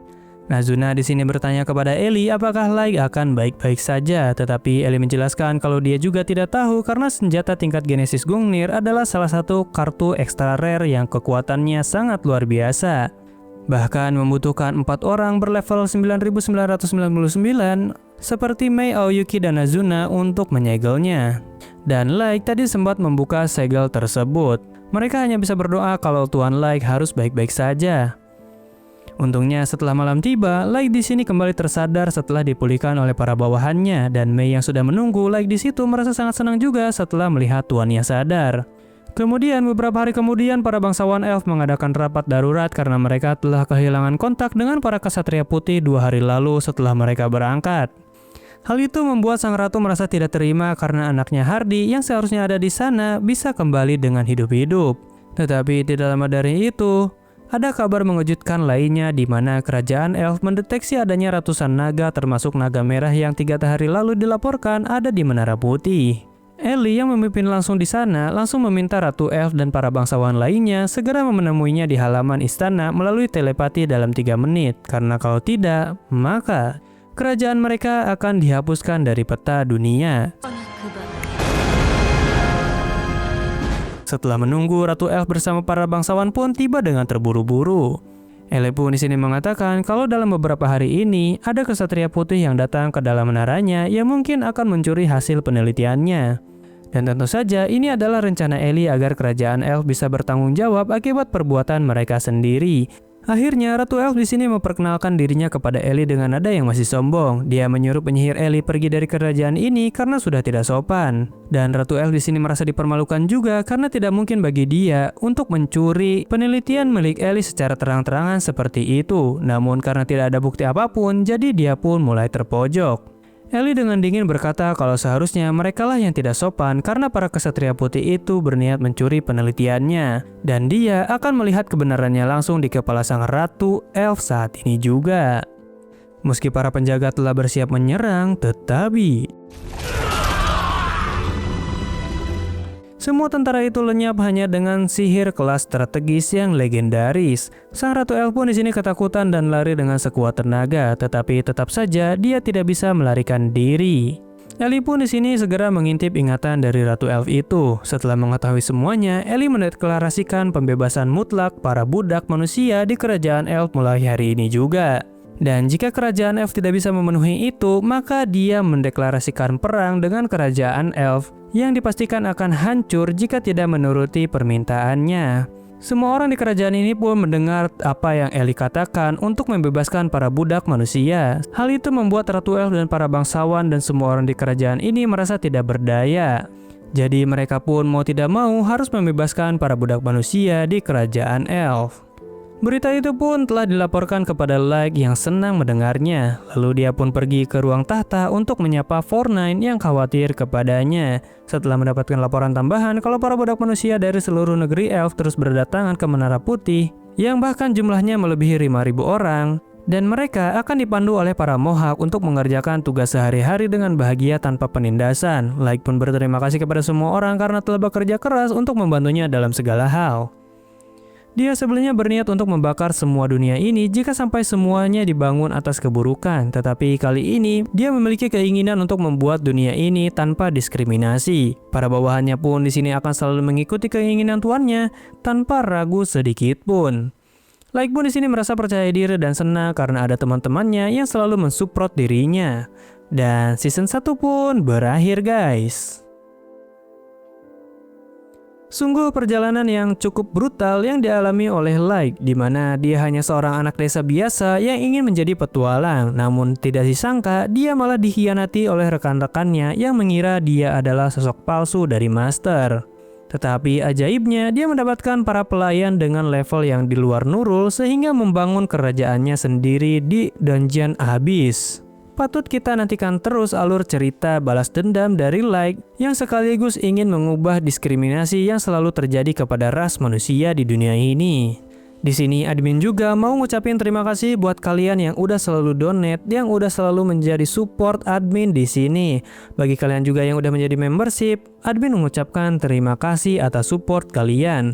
Semua support kalian sangat berarti bagi admin. Admin pun di sini meminta maaf karena jarang upload karena memang ada sesuatu pekerjaan yang mengharuskan admin rehat sejenak dari YouTube guys. Tapi semoga admin bisa terus upload supaya bisa mengisi waktu luang kalian sambil makan atau rebahan tiap minggu atau tiap bulannya. Jangan lupa untuk like, comment, dan subscribe di channel ini. Komen yang banyak juga biar admin lebih semangat lagi dan see you next video. Adios.